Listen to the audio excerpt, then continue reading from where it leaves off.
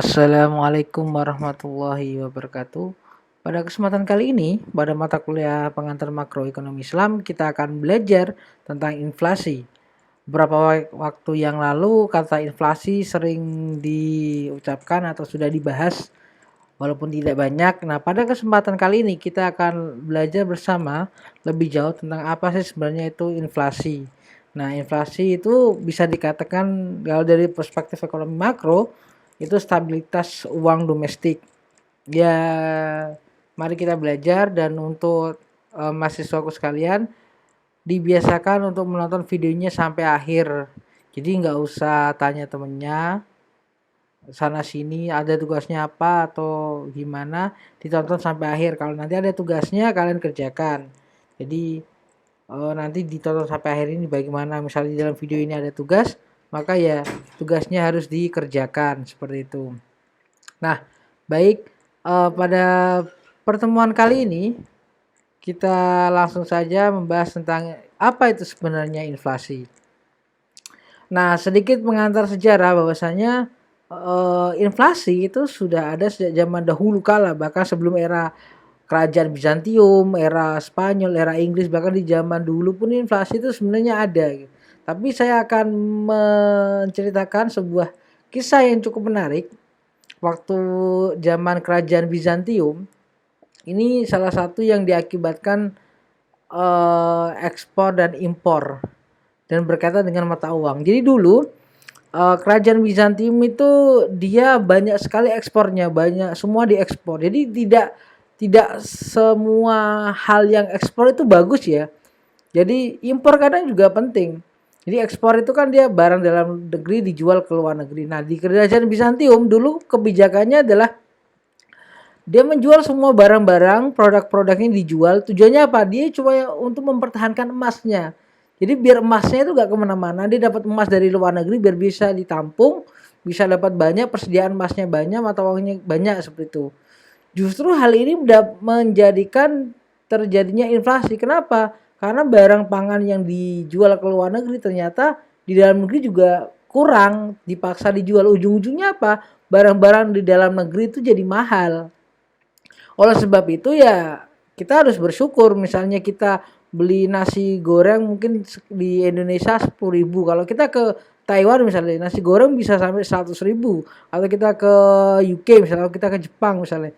Nah, itu memang harganya disesuaikan dengan kebutuhan atau tingkat pendapatan suatu negara itu gitu. Jadi bukan berarti ekspornya bagus, uangnya banyak, cadangannya banyak, cadangan devisanya banyak, belum berarti itu bisa rakyatnya bisa makmur. Katakan saja kita punya uang banyak tapi harga barang juga naik. Gak, katakanlah gaji kita 2 juta. Kita bisa makan sehari nasi goreng 15.000. Tapi dengan gaji kita 6 juta, tiba-tiba nasi gorengnya naik jadi 30.000. Sebenarnya kan kenaikan kita kan sama aja gaji kita gak naik. Nah, itulah yang namanya salah satu konsep inflasi itu sendiri. Jadi, apa sih sebenarnya inflasi itu? Apa sih yang menyebabkan terjadinya inflasi? Nah, banyak faktor kenapa terjadinya inflasi. Bisa jadi satu memang penurunan produk pertanian. Barang-barang pokoknya turun kena wabah akhirnya langka. Karena barang pertanian pokok itu salah satu sumber primer yang artinya itu kebutuhan pokok kita. Kalau kita nggak dipenuhi itu kita nggak bisa hidup gitu. Jadi katakanlah kamu nggak akan mati ketika skincaremu habis. Kamu nggak akan mati ketika paket datamu habis. Kamu nggak akan sekarat kalau misalnya nggak ada yang ngechat kamu selama 1 bulan. Itu bukan hal yang pokok gitu. Tapi kalau kamu nggak punya makanan, barang-barang pokok, itu kamu bisa meninggal. Nggak ada ceritanya orang nggak nonton film Korea selama 2 bulan tiba-tiba dia mati karena gak nonton film Korea, atau gak ada ceritanya 3 bulan seorang laki-laki ini meninggal karena gara-gara gak nonton film Naruto. Ya walaupun ada yang sampai ekstrim di berita di Amerika itu, salah satu pemuda Amerika itu meninggal bunuh diri ketika mengetahui Itachi mati gitu. Ya itu juga Itu juga itu beda cerita ya, itu individu ya. Jadi ada orang yang sampai bunuh diri gara-gara salah satu karakter tokoh favoritnya meninggal gitu. Ada juga yang terakhir ini ada sampai nangis-nangis viral gara-gara Naruto meninggal. Kemudian ada meme-nya, ada tahlilan dan lain sebagainya. Nah, kembali lagi ke topik pembahasan. Bisa juga karena pajak yang berlebihan. Jadi ketika pajaknya yang tinggi, konsekuensinya perusahaan pun ngasih makanan juga mahal gitu. Katakanlah pajak, misalnya kalian makan, harusnya kalian makan 5.000 bisa. Awal-awal ada toko makanan itu awalnya murah sebelum tercium pajak. Setelah dia kenakan pajak, harganya jadi naik. Nah, kalau pajak yang terlalu tinggi itu bisa mengakibatkan inflasi dan itu nggak baik juga. Ada juga depopulasi ini agak sedikit langka ya, tapi di beberapa negara misalnya Singapura, Jepang ini hal ini terjadi. Yaitu ketika kekurangan sumber daya. Jadi kekurangan sumber daya manusia. Jadi banyak orang yang manusianya itu nggak nambah tapi berkurang. Karena mungkin dia nggak mau nikah, kayak di Korea kan terjadi seperti itu. Akhirnya kekurangan tenaga kerja dan mengakibatkan pasokan-pasokan barang-barang pokok jadi berkurang. Kemudian ada yang main kotor, main manipulasi pasar. Dia main harga. Sebenarnya barang itu ada, misalnya dia nimbun atau sengaja menaikkan harga seperti yang kayak sudah tuh ada yang namanya bunga apa itu yang dulu pohon yang mahal sekali itu, saya lupa namanya, yaitu sebuah daun yang sebenarnya nggak berguna sih. Kemudian dia seakan-akan jadi sangat mahal, akhirnya orang beli ternyata setelah dibeli itu tiba-tiba harganya turun drastis. Itu ada permainan pasar, katakanlah batu akik lah seperti itu. Kemudian salah satunya ada high labor cost, jadi biaya tenaga kerja yang tinggi gitu. Jadi harga UMR-nya tinggi, akhirnya konsekuensinya apa? Dimahalin ininya. Nah, mengapa kok pabrik Apple? Kalian tahu Apple? Apple ada perusahaan Amerika, salah satu perusahaan telekomunikasi handphone terbesar di dunia. Itu pabriknya itu di Cina. Kenapa dia nggak bikin pabrik di Amerika? Karena UMR di Cina itu lebih murah. Untuk menghasilkan satu iPhone, ketika pabrik itu dibuat di mana di Amerika dengan pabrik dibuat di Cina, itu biayanya lebih murah di Cina, makanya harga tenaga kerjanya murah. Makanya lah perusahaan itu memilih untuk bikin pabrik di Cina dengan rasionalisasi tersebut. Dan mengapa kok Indonesia banyak dari tenaga asing Cina? Karena tenaga asingnya murah, di sana sangat kompetitif, kemudian kerja di sini. Nah, sama juga ketika Indonesia ke Taiwan, tapi rata-rata yang ke luar negeri Indonesia itu jadi buruh kelas menengah ke bawah ya. Itu yang sangat disayangkan. Nah, ya bisa karena terlalu banyak bermewah-mewahan, hidupnya glamor, dikit-dikit gampang ngeluarin duit, akhirnya jadi inflasi. Kemudian bisa jadi karena perang berkepanjangan, embargo, pemogokan kerja dan masih banyak lain alasan-alasan mengapa terjadinya inflasi. Nah, dalam teori konvensional sebenarnya itu juga dipakai dalam teori Islam sih, karena memang Islam itu mengadopsi teori yang sudah ada dan kemudian menghapus apa-apa yang tidak sesuai dengan syariat Islam. Nah, di dalam teori inflasi ini adalah ketika meningkatnya harga-harga barang secara umum dan terus menerus atau kontinu. Nah, ini berkaitan dengan mekanisme pasar yang dapat disebabkan karena berbagai macam faktor. Ya, memang konsumsinya meningkat atau likuiditas di pasar memicu konsumsi bahkan spekulasi, kemudian banyak hal lah.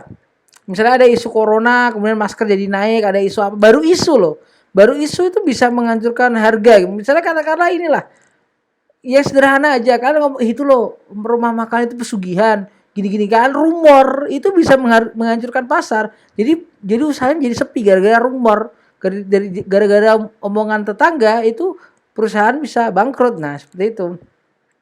Nah, kemudian di dalam definisi yang lain, inflasi dikatakan sebagai kenaikan yang menyeluruh dari jumlah uang yang harus dibayarkan atau nilai unit perhitungan moneter terhadap barang-barang atau komoditas dan jasa. Kalau di lain sisi dia lebih dari sudut pandang harga barangnya, kalau dari definisi yang satunya dia lebih sudut pandang ke uangnya. Jadi yang menurun itu kualitas uangnya gitu. Jadi ketika uang itu menurun jika dibandingkan dengan harga barang pokok tertentu. Nah, itu adalah pendekatan moneter atau uang. Jadi kalau kita bicara moneter, bicara makro itu lebih kepada perspektif uang. Jadi uang yang mempengaruhi segalanya gitu.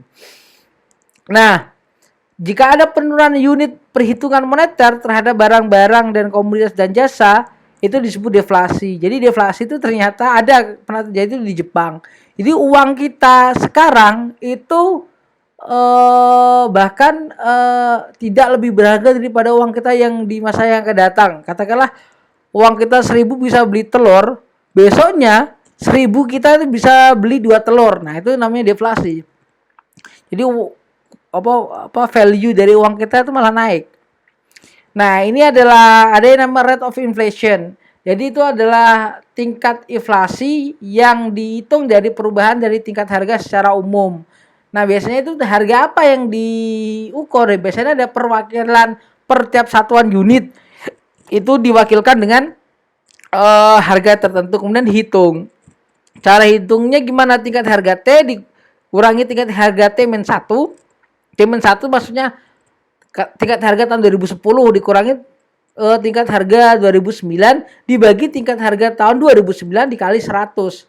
Nah, biasanya menghitungnya menggunakan Consumer Price Index atau CPI dan Producer Price Index atau PPI sebagai mengukur inflasi. Nah, namun juga ada beberapa kelemahannya. Jadi satuannya nanti jatuhnya persen ya kalau rate of inflation. Dan ini juga teman-teman kalau di perbankan yang dihitung adalah angka persentase kenaikan inflasi. Jadi inflasi itu selalu persen. Dia nggak dihitung berapa sih kenaikan real tahun ini, tapi dia ngikur ada persentase kenaikan antara tahun sebelumnya gitu loh. Nah, ada juga teori yang lain, dia nggak pakai rate of inflation, tapi dia pakainya implicit price deflator atau GDP deflator. Nah, deflator. Para ekonom ini mendefinisikan bahwasanya implicit price deflator itu rasio antara PDB real dengan PDB nominal dikalikan 100. Nah, deflator PDB menunjukkan besarnya perubahan harga dari barang baru, barang produksi lokal atau barang jasa atau barang dan jasa. Ini rumusnya. Nah, ini ada percontohannya. Jadi misalnya gini. Apa sih Pak yang namanya GDP nominal, ada GDP real. Nah, GDP nominal itu adalah harga yang pada tahun ini, katakanlah tahun ini tahun 2017 harganya itu kita harga daging sama beras lah ya. Harga daging 2 lot itu 30 US dollar. Nah, di tahun 2001 satu lotnya itu 20 US dollar. Nah, makanya dinamakan GDP real adalah jumlah unitnya ngambil dari sini sama-sama 2 lot. Nah, angka harganya itu merujuk pada harga dasar. Jadi harga dasar sebelum sampai kenaikan 2017, harga dasar tahun 2001.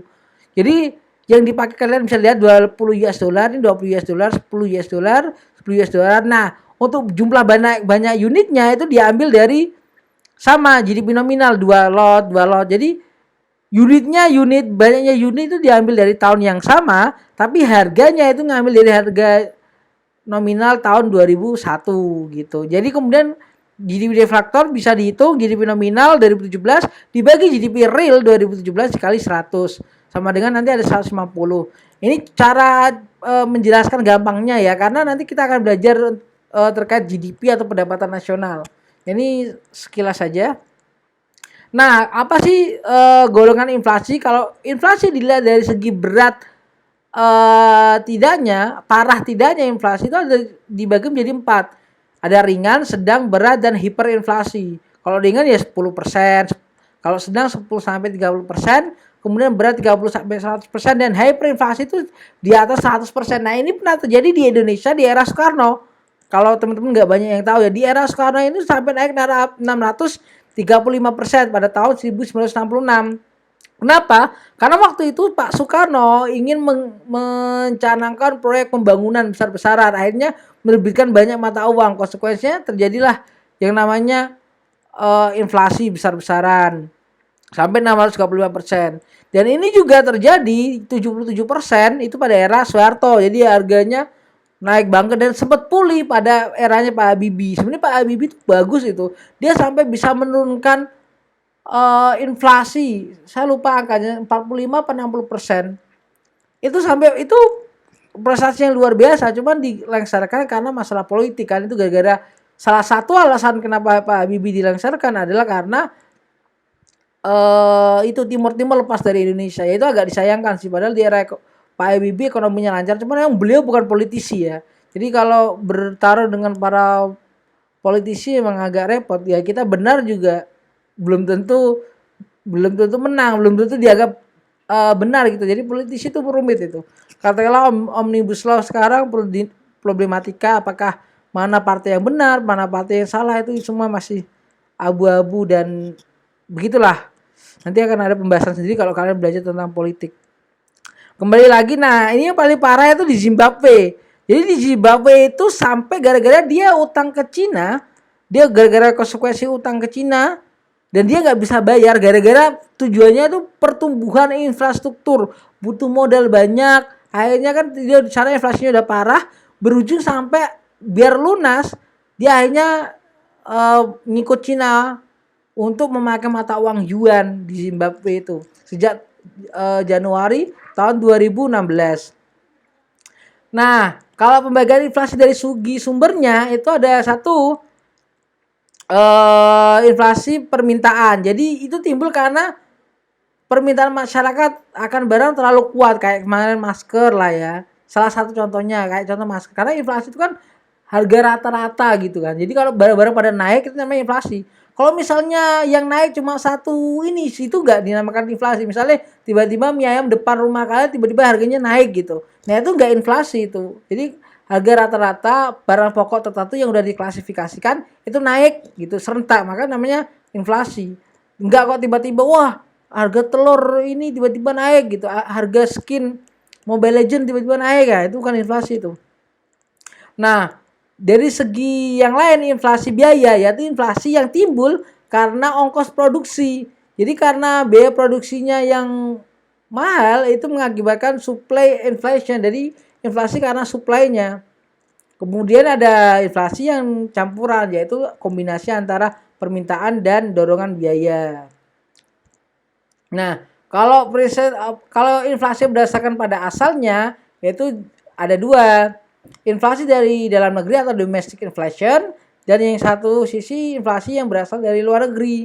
Nah, kalau inflasi yang terjadi di dalam negeri atau domestik itu semata-mata disebabkan ya dari dalam negeri. Penyebabnya misalnya seperti anggaran belanja yang dibiayai dengan pencetakan uang baru, gara-gara ada proyek kita nyetak uang banyak, kemudian kenaikan upah, gagal panen dan lain sebagainya. Nah, misalnya kalau inflasi yang diakibatkan luar negeri itu karena naiknya harga barang-barang impor, karena kita barang-barang impor naik, kita udah ketergantungan sana. Misalnya harga kita ketergantungan daging dari Australia, kita ketergantungan padi dari Thailand misalnya. Kalau barang itu naik, kemudian di pasar kita ya ini mau gak mau ikut naik gitu,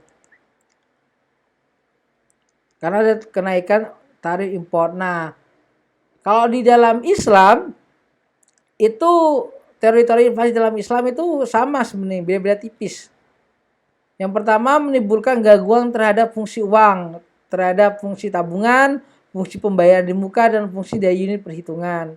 Melemahkan semangat menabung dan sikap terhadap menabung dari masyarakat. Jadi orang jadi malas nabung. Iyalah kalau uangku aku tabung, misalnya aku mau nikah nih tahun 2000 sekian. Kalau aku tabung sekarang nanti uangku gak akan cukup. Karena tahun depan uangku udah gak bernilai, mending aku buat apa gitu. Akhirnya dia semangat menabungnya rendah. Kemudian ada kecenderungan untuk berbelanja terutama untuk non primer dan barang-barang mewah.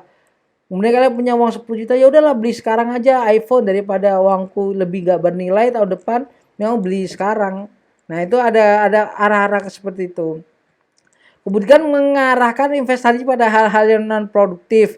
Misalnya menumpuk kekayaan untuk tanah, logam mulia, mata uang asing dengan mengorbankan investasi ke arah produktif.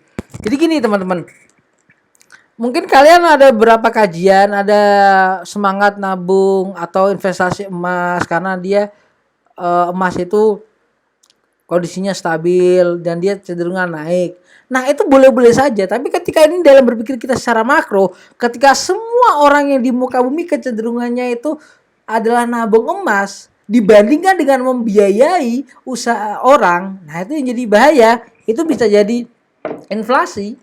Karena kalau kalian gak mau ngambil resiko untuk berbisnis, Akhirnya lapangan kerja sempit, perusahaan yang padi misalnya kalau modelnya 100 juta bisa panen banyak karena gak ada modal, akhirnya panennya cuma sedikit. Nah, itu bisa mengakibatkan inflasi seperti itu. Jadi kalau makro itu asumsinya semua orang. Jadi kalau semua orang investasi emas semua, ya rusak. Apalagi semua orang investasinya pakai dolar, nah itu juga malah repot. Nah, kemudian dalam para ekonomi Islam, salah satunya Taqiyuddin Ahmad bin Al-Makrizi, itu salah satu muridnya Ibnu Khaldun itu menggolongkan inflasi ada dua golongan. Yang pertama natural inflation, yang kedua adalah human error inflation.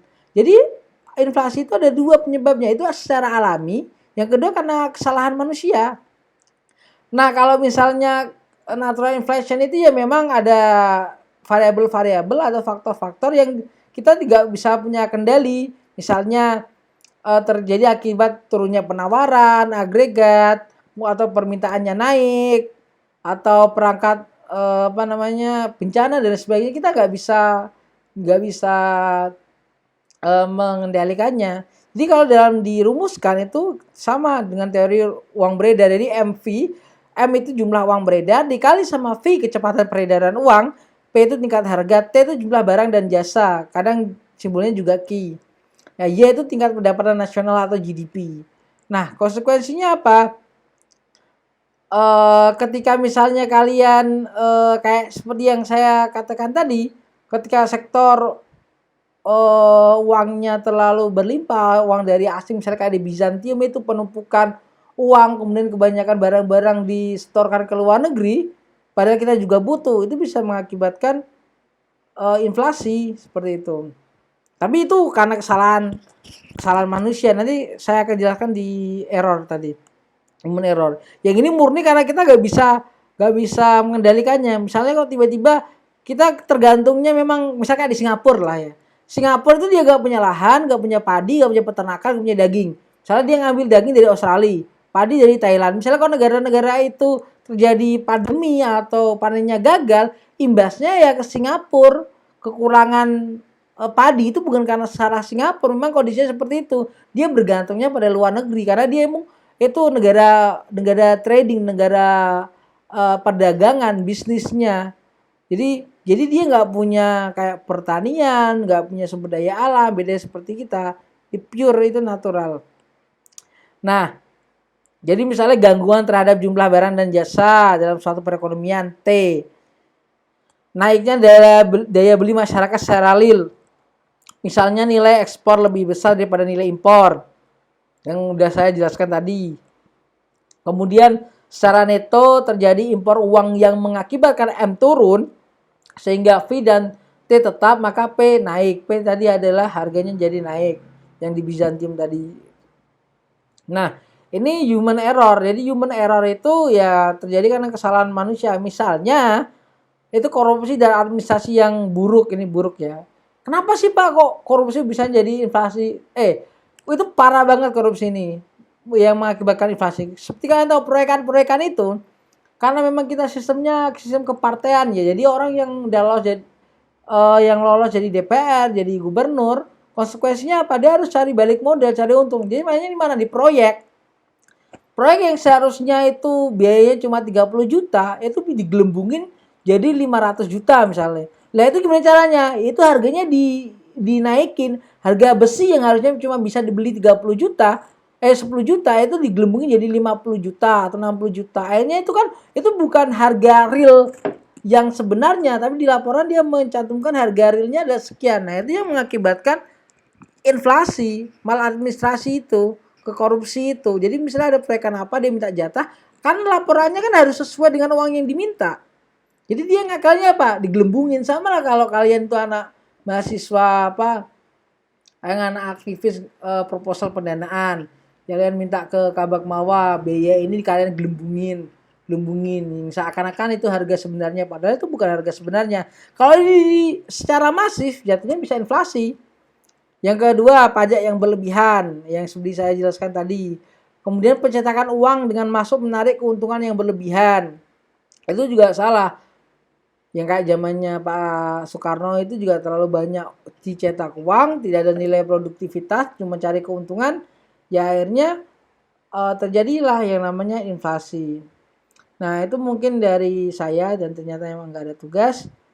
Nun kolami turun. Wassalamualaikum warahmatullahi wabarakatuh. Selamat beraktivitas.